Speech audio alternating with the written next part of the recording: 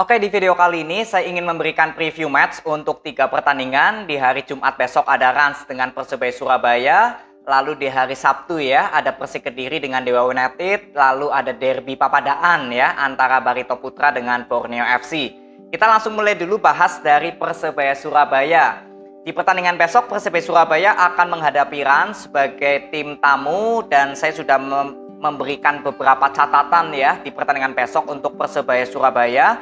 Yang pertama adalah di pemain baru ya. Tentunya saya ingin lihat bagaimana nanti Robson Duarte, lalu ada Paulo Henrique ya, apakah langsung bisa ngeklop dengan permainan dari bola possessionnya Coach Uston Nawawi, karena yang saya lihat ya adaptasi ya, proses adaptasi dari pemain baru ke skema permainan Persebaya ya memang menurut saya nggak terlalu mudah ya langsung bisa beradaptasi, tapi at least minimal saya ingin lihat besok perkembangannya seperti apa. Syukur-syukur di pertandingan besok lawan Rans, pemain baru Persebaya Surabaya bisa langsung ngeklop. Karena kan penyerangan Persebaya Surabaya dalam beberapa pertandingan terakhir memang kerap kesulitan ya untuk menciptakan gol. Dari 2 pertandingan ini Persebaya Surabaya belum bisa menciptakan gol sama sekali. Jadi semoga dengan pemain baru seperti Robson Duarte, seperti Paulo Henrique, ini langsung bisa memberikan permainan yang ya sudah terlihat beradaptasi lah. Ya, yang tujuannya bisa menciptakan banyak peluang dan juga bisa menciptakan gol. Lalu untuk sektor belakang juga saya ingin lihat apakah besok Stefanovic dengan Jan Victor langsung bisa diturunkan bersama, karena di pertandingan terakhir Jan Victor kan baru dimainkan di babak kedua. Ya, ini juga sangat berpengaruh untuk sektor belakang Persebaya, karena dalam berapa ini ya 4 pertandingan terakhir ya Persebaya Surabaya kemasukannya cukup banyak. Jadi ya tentunya untuk sektor penyerangan dari adaptasi pemain baru seperti apa, lalu di sektor belakang semoga sudah ada perubahan dari Coach Uston Nawawi. Ya, ini Tata juga dibawa ya. Saya kemarin lihat list yang dibawa pemainnya ke Stadion Makubu Harjo. Lalu yang kedua adalah dari masalah persiapan atau mental. Persebaya Surabaya ini kan persiapannya cukup panjang ya, karena kemarin lawan PSIS Semarang sempat ke-delay. Jadi semoga dengan persiapan yang panjang ini, mental ya dari para pemain Persebaya yang dalam pertandingan terakhir ya performnya masih kurang baik, semoga dari masalah mental pemain Persebaya Surabaya sudah bisa bangkit. Ya, jadi terlihat seperti ngeyel lagi di atas lapangan dan pastinya berjuang untuk mendapatkan 3 poin. Lalu yang ketiga poinnya adalah bisa memperoleh kemenangan. Karena ini yang ditunggu-tunggu ya dari supporter Persebaya Surabaya, kalau ya Persebaya Surabaya rindu untuk memperoleh kemenangan lagi. Karena dalam 5 pertandingan ini Persebaya Surabaya belum memperoleh kemenangan sama sekali. Nah, semoga besok lawan Rans ini adalah momen di mana Persebaya Surabaya bisa memperoleh 3 poin, yang artinya sudah ada tanda-tanda kalau Persebaya Surabaya bisa bangkit. Ya, ini yang ditunggu-tunggu untuk saya juga, kapan Persebaya Surabaya bisa memperoleh kemenangan. Apakah besok lawan Rans bisa memperoleh 3 poin? Inilah yang diharapkan dari supporter dari Persebaya Surabaya. Jadi 3 poin ini yang menurut saya akan menjadi tujuan utama saya melihat ya di atas lapangan besok pertandingannya seperti apa. Dan nanti kita akan ketemu di video review ya untuk membahas bagaimana permainan dari Persebaya, bagaimana adaptasi dari pemain-pemain baru, lalu bagaimana juga dengan mental ya dari para pemain Persebaya Surabaya dari perform yang masih kurang baik dalam 5 pertandingan terakhir.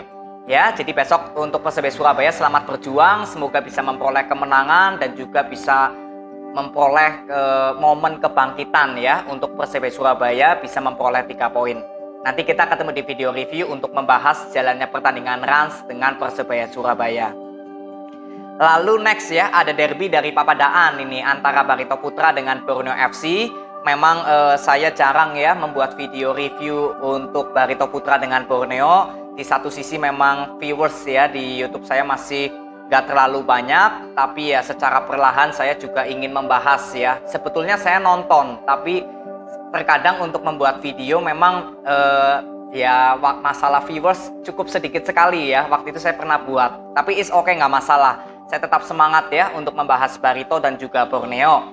Jadi untuk Barito Putra dengan Borneo FC yang membedakan di masalah konsistensi.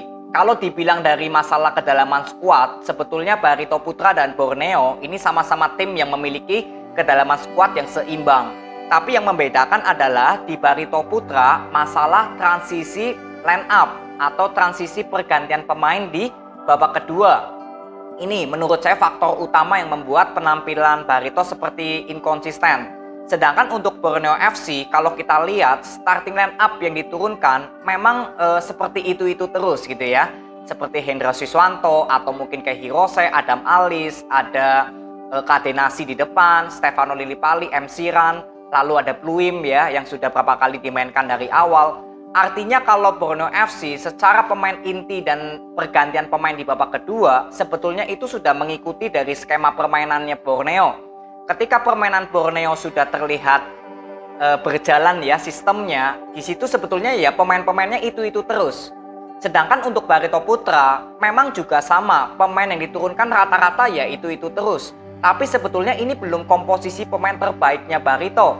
Contohnya seperti ini, saya pernah mengkritik Coach RD ketika selalu menurunkan Makan Konate. Saya bilang Makan Konate ini sudah gak seperti dulu lah ya, terlihat pergerakan tanpa bolanya sudah sedikit melambat, lalu untuk passing atau skill individunya juga sudah terlihat banyak berkurang, tapi selalu dijadikan line up oleh Coach RD pada waktu itu.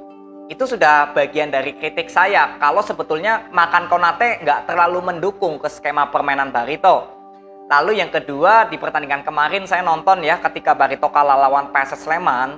Di situ juga terlihat di sektor belakang ya, terutama M. Firly. Saya melihat M. Firly ini sering melakukan blunder-blunder kecil yang memang itu sudah ada pertanda kalau perform M. Firly sebetulnya nggak terlalu maksimal banget dalam beberapa pertandingan terakhir. Jadi sebetulnya yang membedakan Barito dengan Borneo, kalau Barito ini saya bilang belum menemukan skuad yang matang. Pemain-pemain intinya ini siapa saja yang mendukung ke skema permainannya Coach RD. Ini yang saya bilang faktor yang membuat Barito seringkali inkonsisten. Bahkan Axel yang seringkali bermain sebagai pemain substitution ya di babak kedua, itu ya berapa kali yang sering menciptakan gol. Jadi ini pertanda kalau memang permainan dari Barito Putra ini tinggal di masalah starting line up dan juga pergantian pemain. Kemarin lawan PSS Sleman sebetulnya cukup tanda tanya ya ketika Mike Out diganti, lalu Hasim Kipuy digantikan oleh Buyung ya, yang artinya sektor tengah Barito justru kosong. Ya ini kan sebetulnya bagian dari pergantian pemain. Ya, jadi yang menurut saya yang masih saya kawal ya untuk Barito Putra bersama Coach RD adalah di starting line up, lalu pergantian pemainnya bagaimana di babak kedua, lalu dari formasi juga sama. Karena besok menghadapi Borneo FC yang secara kekuatan ya, ini sudah menemukan racikan pemain inti yang cocok ke skema permainannya Huistra. Ya, ini yang membedakan antara Barito dengan Borneo. Kalau dibilang dari segi kualitas pemain, saya bilang kedua tim ini sama-sama bagus, sama-sama seimbang kualitas pemainnya. Tinggal besok dibuktikan di derby Papadaan. Ya, Barito Putra sebagai tim tuan rumah yang tentunya tampil akan lebih ngotot ya, tampil di depan supporternya lebih semangat. Ya, kita akan lihat besok bagaimana jalannya pertandingan derby Papadaan antara Barito Putra dengan Borneo FC ya. Nanti kita ketemu di video review untuk membahas jalannya dua pertandingan ini. Lalu next ya, ada Persik Kediri yang akan berjumpa dengan Dewa United. Kalau kita lihat sekarang Dewa United performnya lagi kurang baik ya. Terakhir kalah 5-1 dari Persib Bandung ya. Kalau nggak salah saya buka datanya sebentar. Iya, kalah 5-1. Sedangkan untuk Persik Kediri kalau bermain sebagai tim tuan rumah ini tidak mendapatkan kekalahan sama sekali dalam 3 pertandingan terakhir. Bahkan berhasil menciptakan 10 gol tanpa kemasukan. Ini kalau Persik Kediri bermain di kandang. Dan besok ya saya bilang tinggal lanjutkan konsistensi. Karena kalau dibilang sebetulnya Dewa United kemarin lawan Persib Bandung, sebetulnya cara permainannya juga cukup baik, bisa menyeimbangkan Persib. Tapi sektor belakang Dewa United kemarin lawan Persib ini kurang baik. Berapa kali sering terjadi miskomunikasi di sektor belakang untuk melakukan jebakan offside.